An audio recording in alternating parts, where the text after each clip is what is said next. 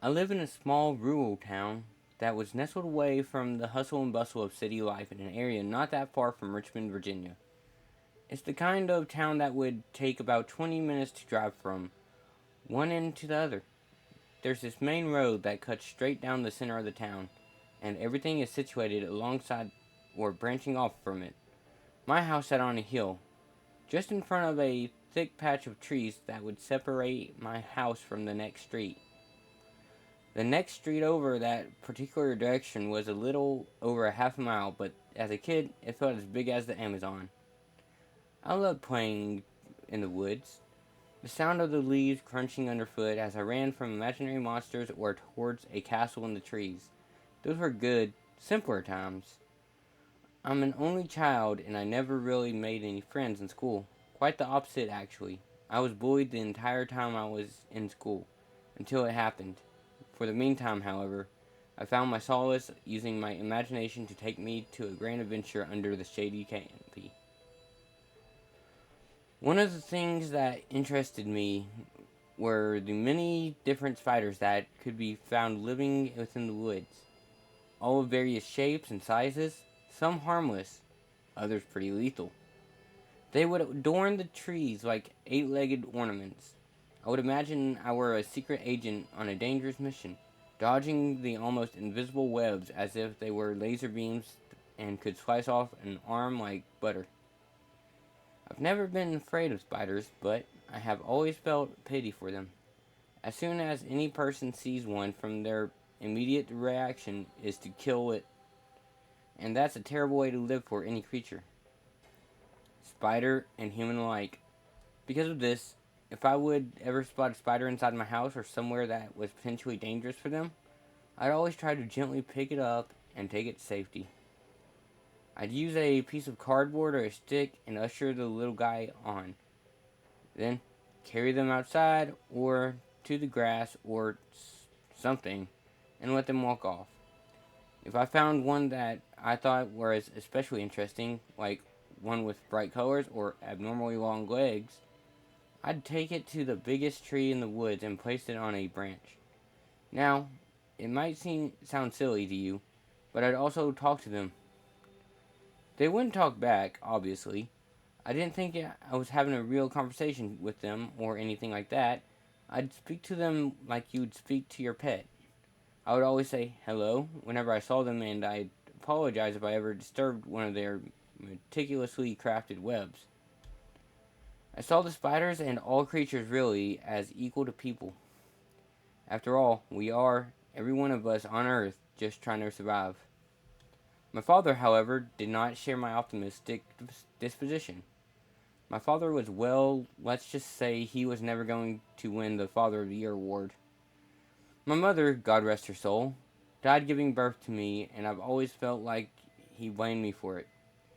From the stories my neighbor and aunt have told me, she was the sweetest person they'd ever met, and way too good for someone like my father. Shortly after my mom's passing, my aunt Rose stayed with us for the first 5 years of my life or so, and things were about as good as they could be for people in our situation. But that all changed when one day I came home from school to find my aunt sitting on a porch alongside her things. When I asked what was going on, she said she just simply stated that she had to leave and couldn't live with us anymore. It was only on one of my father's late night benders that I found out that she had tried to make a move on the old man, only for him to violently react and slap her face and a boot out the door. That day was the true start of his, and consequently my, downfall. He drank like a fish, just about to every night I can remember since then, and I actually avoided him every chance I could. Some of the afternoons, I'd come in to see him lazily slumped on a recliner, still clutching his precious and empty bottle. There was one night in particular.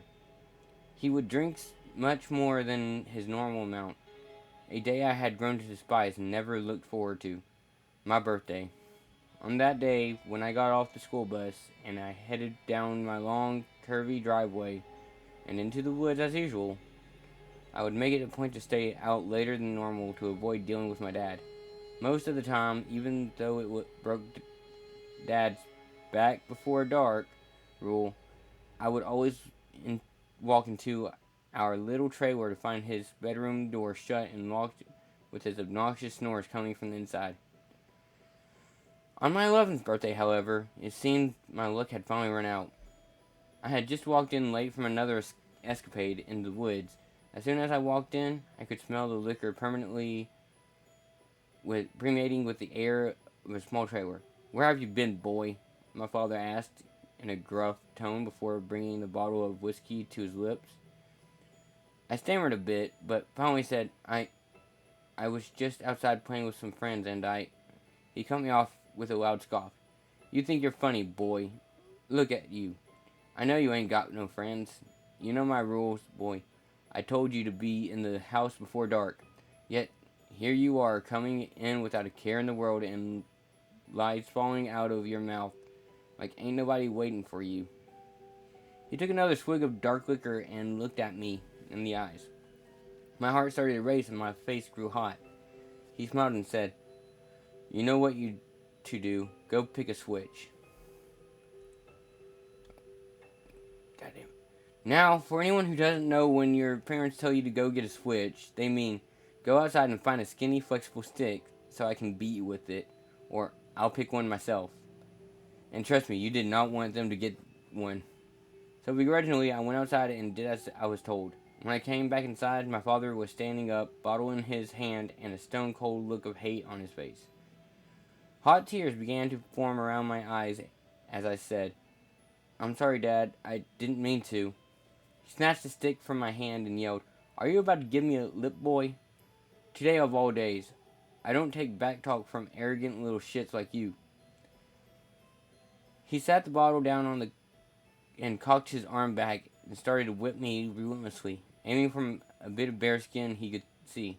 After about 8 or 9 swings, the stick started breaking into strands with every impact, leaving hot stinging pain all over my body. Through my ensuing wells, I heard him chuckle. "Oh, now you done it, boy. You really thought you could bring me to this hunk of shit and get away with it easily, huh?" He dropped the broken piece of wood in his hand and grabbed the bottle on the countertop, taking a long drink. After he set it back down, his hand went into his belt, undoing the latch. "You better make a decision, boy." My heart stopped, suspended in the eternity of seconds it took him to remove the belt, while fear bubbled inside me. "Do you want bruises on the front or the back? Hurry up now, or I'm just going to start swinging wherever." He grunted and then gathered his belt in his hand.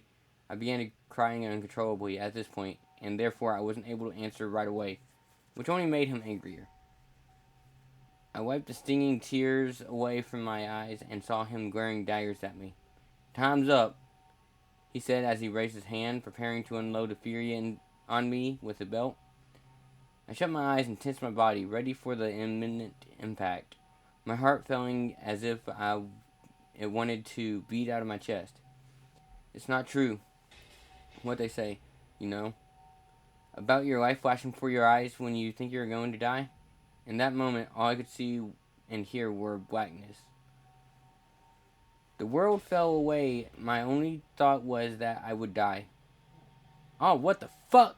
my father called out as I heard the loud smacking of a hand against skin.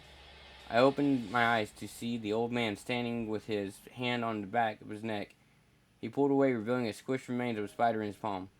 "Stupid fucking bugs," he shouted as he wiped the hand on his pants. I looked up at him, and a sudden wild idea crossed my mind, filling my face with heat. When I saw him reach over for the bottle, I acted without further hesitation. I bolted past him and ran for the door, not bothering to look back at the man I called my father. I heard his angry grunts as he downed the remaining alcohol just as I reached the door and turned the knob. The door flew open and I shot out of it like a bullet. Heading into the woods, my heartbeat was like a drum, and my vision was blurry from the tears. But I knew that if my dad caught me, he would probably actually kill me. I heard him shouting from the house, but I didn't look back. I pushed on. My mind was still back in the house, but my feet were on autopilot, carrying me towards the safety of the trees. I had run through these woods so many times before, I could probably run blindfolded and not hit a single tree. I reached the big one and stopped, my lungs burning with relentless intensity. I sat down and propped myself up against the tree, panting heavily and sweating. I tried to steady my breath while still listening out for my father, but in my panic, I thought I must have lost him. I turned slowly and stuck my head around the edge of the trunk just to realize 12 steel-toe boots was launched into my face. The force knocking me backwards. I screamed in agony as pain exploded throughout my head, blood already beginning to pour from my freshly broken nose. You're gonna regret running away, boy. You took my wife from me and the light of my life. You sucked all of the life out of her like a mosquito you are, and you took my angel from me. My life has been hell ever since, and all you ever do is disobey me and make excuses. So since you love these damn woods so much, I might as well bury you here and fix all my problems. My father snarled at me. I shut my eyes and tensed up my body, preparing for the inevitable strike that would end my life, but it never came. Instead, I heard a loud thud of something massive hitting the ground. I opened my eyes when I heard the bloody curdling scream of my father to see him ungodly sight. There, standing impossibly in front of me, was an enormous spider with legs as thick as telephone poles and mandibles as long as my arm. It lunged at my father and bit down on his shoulder, leaving 2 huge holes where it pulled away. The wounds instantly darkened, and my father's blood began bubbling around the edges of the holes. His body stiffened and he screamed again, falling over on the ground. I sat paralyzed with fear, my heart feeling like it would explode at any second. My father's body, however, was paralyzed by other means, for it remained stiff while continuing to scream and plead for help. The monster then turned its eyes to me, blinking for a few of them. Do not be afraid, young one. A voice spoke in my mind. The spider's huge mandibles produced chittering and clinking sounds as the words entered my head, and I knew it was speaking to me. We do not mean you any harm, little one. He, however, will not be so lucky. The beast clicked, rolling my father's body underneath its massive body. As it began to cocoon my still wailing dad, it spoke again. Do you remember me, little one? It has been many nights since then. I was the first you brought here, to this tree. For countless decades, your kind have been hostile to us, ending our lives beneath the heels or swatting us with newspaper. It is why we birth so many young, for most of them shall never get the chance to live a full life. You, however, are different. It then finished the cocoon and the words continued in my brain. Ever since you brought me here, I have grown and I have watched you. Since then, you have continued to show kindness to many of us. These woods are filled with those who have benefited from your selfish actions. My father then made a gurgling noise as he tried to choke out my name. It seemed the toxin was spreading all over, for when I looked into his eyes, they were dark and shade of purple. No irises to speak of.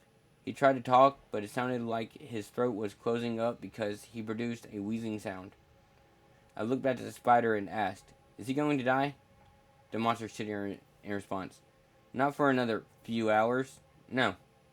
He will still be paralyzed until it's over, however, and he will feel everything until the end. Does this upset you? I paused for a minute and shook my head and then asked another question. So wait, the spiders that bit him in my house, is that how you watched me? Another few gurgling and coughing sounds came from my father before the spider replied, clicking its wet mandibles together. Of course. As I said, these woods are filled with those who owe you their lives. He was too alert of us if ever things got too bad, but he chose to give his life to help you out of his own accord. Before he died, he released a pheromone which alerted us to danger, and that is when I knew something was wrong. Many more of my kind would gladly do the same. It's because of you that most of us are here. A small feeling of pride welled up inside me, and for once in a long time, I felt loved. My good feelings were gone in an instant later when once again my father choked out a word which would not form. I walked over and crouched down on my father and close to his, studying all the dark veins under his skin. What was that? Was all I said. After about half a minute of gags and gurgles, he finally said, "I'm sorry, son. Please help me." I looked into his dark, sick eyes, stood up, and said, "Are you about to give me lip, boy? You know the rules. Pick a switch. Better hurry up, or I'll decide one for you." His eyes grew wide as a moment of clarifying silence hung in the air. Slowly, I backed away from him and looked over the monstrous spider and gave him a nod of confirmation. The beast shrieked in delight while dozens of spiders descended down from the branches and slowly covered my still choking father, beginning to wrap around his coffin made of web. Within minutes, he was completely secured in webbing, and I stood there patiently waiting until his muffled groans fell silent. A vicious smile crept its way across my face as I watched the hundreds of strands descend upon him, lifting him slowly into the trees as if they were being raptured. A sudden relief washed over me, and my eyes began to water while I looked upon his denizens of the trees. Thank you all," I said to my unlikely saviors. These supposed pests abhorred my society, and I turned away to head back to my now empty house. The chittering and skirting of millions of tiny legs followed me, brought an almost alien emotion back into my life and joy. I didn't write this as some sort of confession or a form of atonement in any way. Oh no. This is a testament to the tenacity of life, the will to survive. My father was a real piece of shit, and even now, after 3 long years without him, I do not regret what happened. In fact, I revel in knowing that he isn't around to spread his hateful nature anymore, because with his life taken, mine could finally start. Shortly after this, I began going to school again, because even I knew that if I went missing from school, cops would get involved. So, I kept my head down for the most part, but never again did I allow myself to be bullied. It's funny how one small little creature can make someone sick for days, or leave burning welts all over your skin, or even kill you. Word spread quickly amongst the delinquents about weird shit seemingly to happen to anyone who fucked with me, and eventually they left me alone. Everyone left me alone. My only friends now are the eight-legged inhabitants of the woods, and I very much prefer that way.